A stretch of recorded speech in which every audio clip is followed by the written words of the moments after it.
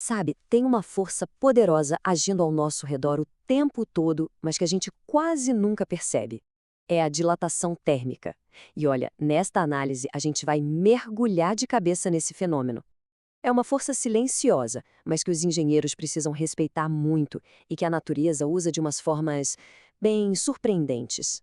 Quem já passou perto de uma linha de trem com certeza já reparou nessas frestinhas, né? Entre um trilho de metal e outro. À primeira vista, pode até parecer um defeito, sei lá, um erro de construção, mas na verdade isso aí é um detalhe de engenharia genial. E mais, é absolutamente necessário. Mas por quê? Fica a pergunta, né? Por que raios os engenheiros deixariam de propósito um vão desses em estruturas que são gigantescas, maciças? Bom, a resposta para esse mistério está na física, mais especificamente na dilatação. E é exatamente isso que a gente vai desvendar agora. Então, o que a gente vai ver? Primeiro, vamos entender essa história de o que aquece, estica. Depois, mergulhamos na dilatação linear, e daí a gente expande para área e volume. Para não ficar só na teoria, vamos botar a mão na massa e calcular um caso prático. E para fechar, tem uma exceção a essa regra que é fascinante. Beleza, vamos começar pelo começo, pelo básico. A gente precisa ir lá no nível molecular para entender por que, de modo geral, quando alguma coisa esquenta, ela aumenta de tamanho. Então, o nome disso, formalmente, é dilatação térmica. É basicamente a tendência que a matéria tem de mudar de forma, de área, de volume, sempre que a temperatura muda. É simples. A temperatura subiu, a gente tem dilatação. A temperatura caiu, aí o que acontece é a contração térmica. Mas o mais legal mesmo é entender o que está rolando lá no nível dos átomos. É tipo uma dança invisível. Pensa assim, calor é energia. Quando a gente esquenta um objeto, a gente está dando energia para os átomos dele. E aí eles começam a vibrar muito mais, muito agitados. Eles se esbarram com mais força e acabam se afastando um pouquinho mais um do outro. Agora, imagine esse pouquinho multiplicado por trilhões e trilhões de átomos. O resultado é a expansão que a gente consegue ver no objeto todo. Certo, a dilatação, na verdade, acontece em todas as direções ao mesmo tempo. Mas, para facilitar a nossa vida, vamos começar analisando uma dimensão de cada vez. A mais simples é o comprimento, e é isso que a gente chama de dilatação linear. E claro, tem uma fórmula para calcular isso, é essa aqui. Esse ΔL que a gente vê, ele é justamente a variação do comprimento, o quanto o objeto esticou. Agora, vamos ver do que essa variação depende. São 3 fatores bem importantes. Vamos quebrar essa fórmula em pedacinhos. O ΔL é o quanto o objeto dilatou, é o que a gente quer descobrir. O L0 é o comprimento inicial, o tamanho original dele.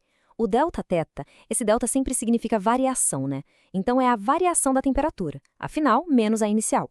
E por último, essa letrinha grega aí, o alfa. Esse é o coeficiente de dilatação linear. Pensa nele como a personalidade do material.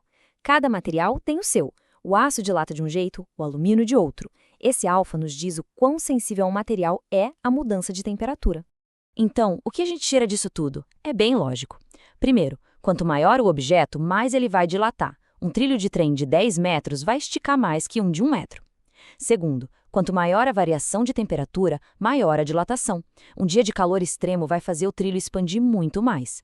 E terceiro, o material importa. O material com alfa alto, tipo alumínio, vai dilatar bem mais do que um com alfa baixo, como a porcelana, mesmo que o tamanho e a temperatura sejam os mesmos. Ok, a dilatação linear está entendida. Mas, como a gente falou, as coisas não se expandem só no comprimento, né? Uma chapa de metal, por exemplo, vai se expandir na área. E um cubo ou uma esfera se expande no volume todo. E a boa notícia é que a gente não precisa aprender um monte de física nova para isso. A lógica é a mesma, a gente só vai adaptar os coeficientes. Para a dilatação da área, a superficial, a gente usa o beta.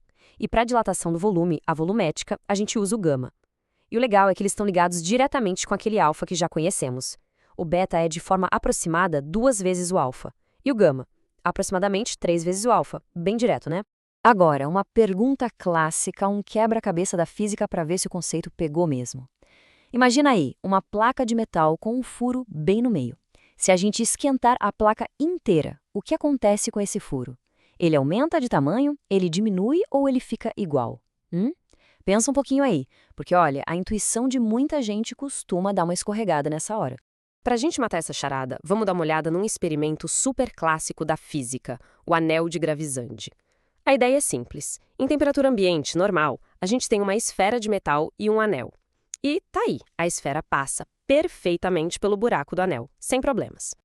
Ok, agora, se a gente esquentar só a esfera, o que acontece? Ela dilata, aumenta de tamanho e pronto, não passa mais pelo anel. Isso é meio óbvio. Mas, e agora vem a parte importante. E se a gente fizesse o contrário? E se a gente esquentasse só o anel? O que aconteceria com o furo? Ele ia diminuir e ia agarrar a esfera? Ou ele ia aumentar e deixar a esfera passar com mais folga ainda? E a resposta é: o furo aumenta. A regra de ouro é essa. O espaço vazio se comporta exatamente como se ele fosse feito do mesmo material que está em volta dele. É como pegar uma foto da placa com o furo e dar um zoom. Tudo aumenta de tamanho, na mesma proporção, inclusive o buraco. Tudo bem. Teoria vista, conceito entendido. Agora, que tal a gente colocar a mão na massa, vamos fazer o que os engenheiros fazem no dia a dia e aplicar essas fórmulas num problema prático? O nosso desafio é o seguinte. Temos um cubo com volume de 20 centímetros cúbicos a 10 graus Celsius. Ele é aquecido até 40 graus. A gente também sabe o coeficiente de dilatação linear, o alfa, do material desse cubo. A missão? Achar o aumento no volume, ou seja, calcular o nosso famoso ΔV. Então vamos lá, passo a passo. Primeiro, o problema fala de volume, certo? Então a gente precisa do coeficiente de dilatação volumétrico, o gama. É só multiplicar o alfa por 3. Segundo passo, calcular a variação de temperatura. Temperatura final, 40, menos a inicial, 10. Isso dá 30 graus. Terceiro passo, agora é só jogar tudo na fórmula. A variação de volume, ΔV, é igual ao gama, que a gente achou, vezes o volume inicial, que é 20, vezes a variação de temperatura, que é 30. E o resultado final, o cálculo nos dá uma variação de aproximadamente 0,022 centímetros cúbicos. Pode parecer um número pequenininho, né? Mas acredite, numa ponte, essa pequena mudança pode gerar forças gigantescas. Até agora, a regra foi clara. Esquentou, expandiu.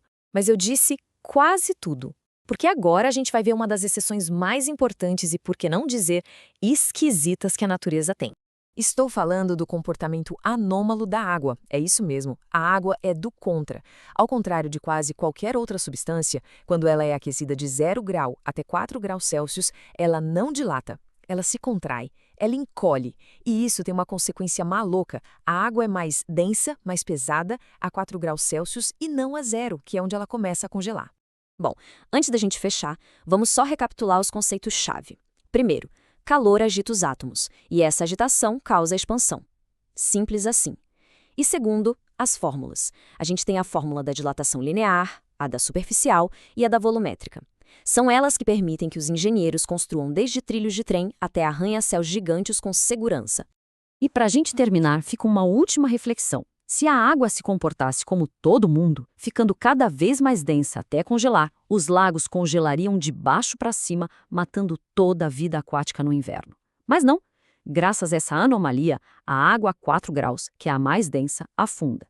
E o gelo, menos denso, se forma na superfície e flutua, criando uma camada isolante que protege a vida lá embaixo. Uma pequena peculiaridade da física que possibilita a vida como a gente conhece no nosso planeta. Incrível, não?